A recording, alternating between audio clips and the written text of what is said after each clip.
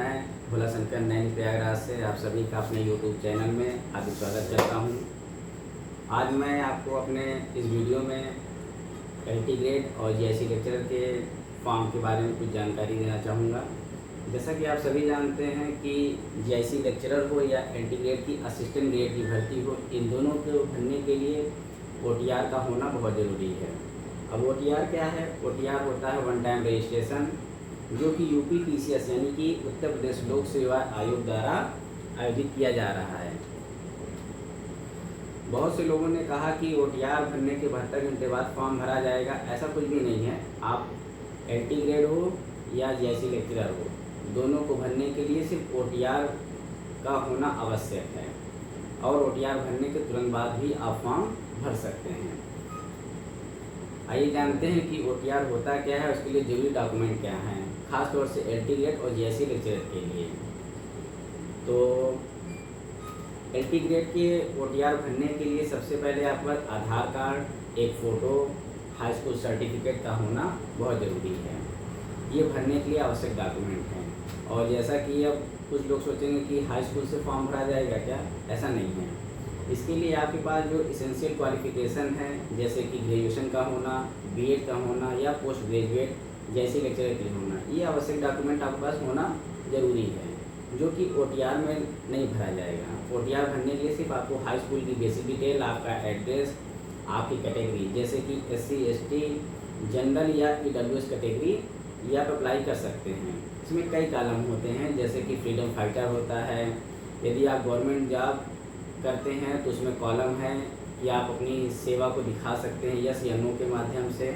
इस तरह से आप अपना ओटीआर कंप्लीट करके ओटीआर नंबर जनरेट कर सकते हैं। ओटीआर नंबर जब जनरेट हो जाएगा, उस ओटीआर नंबर के माध्यम से आप एलटी ग्रेड की वैकेंसी भर सकते हैं। और इसी के साथ आप एलटी ग्रेड और जीआईसी लेक्चरर का दोनों एक ही ओटीआर नंबर भर सकते हैं। इसके लिए आपको अलग से कोई भी रजिस्ट्रेशन 2 बार नहीं करना है, ना तो ओटीआर 2 बार करना है और ना ही कोई और चीज़ या कोई फॉर्म भरना है।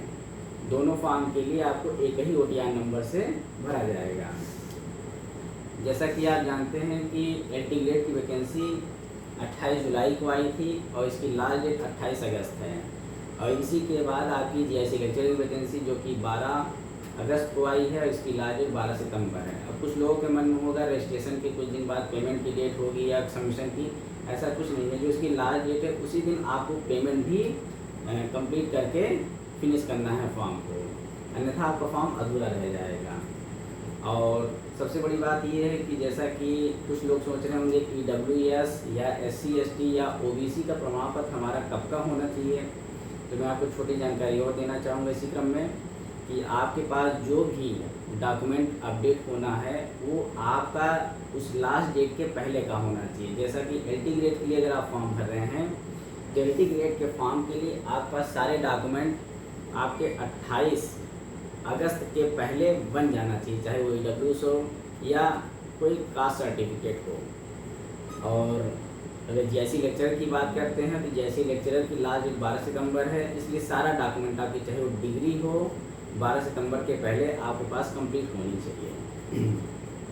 अब सबसे बड़ी बात इसमें एक चीज़ और है, जैसे कि शादीशुदा महिलाओं के लिए इसमें क्या कहा गया है, इसमें कहा गया है कि जो आपका जाति प्रमाण पत्र और निवास प्रमाण पत्र मान्य होगा वो पिता पक्ष से मान्य होगा। पिता पक्ष का मतलब ये होता है कि जो शादी के पहले आपका जो मायका रहा है वहाँ से आपका निवास और जाति एक नया जरूर बना होना चाहिए, और एक आपके शादी के बाद का ससुराल का भी आप बनवा सकते हैं। लेकिन जो आपके डॉक्यूमेंट वेरिफिकेशन के समय मांगा जाएगा वो पिता पक्ष वाला ही मांगा जाएगा, इसलिए इस डॉक्यूमेंट को अवश्य बनवा लें आप। और इसी क्रम में छोटी जानकारी और देना चाहूँगा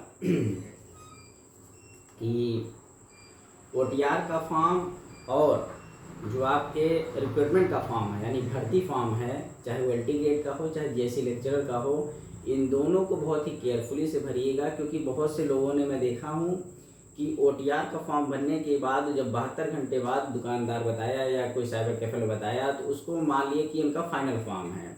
तो ऐसा ना हो कि ओटीआर भर के ही आप अपने पास रख लें और फाइनल सबमिशन आपका हो ही ना पाए, इस तरह से आपकी भर्ती छूट सकती है।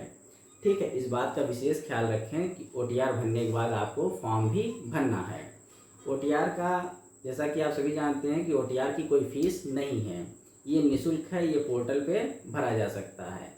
और अगर आप बात करते हैं फीस की, तो फीस जो है SC ST विकलांग की फ़ीस जो है 65 रुपये है, और जनरल OBC या EWS कैटेगरी की फ़ीस जो है 125 रुपये निर्धारित की गई है।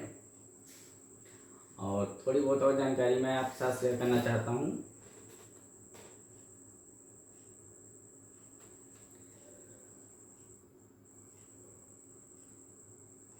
ठीक है, लॉक करो।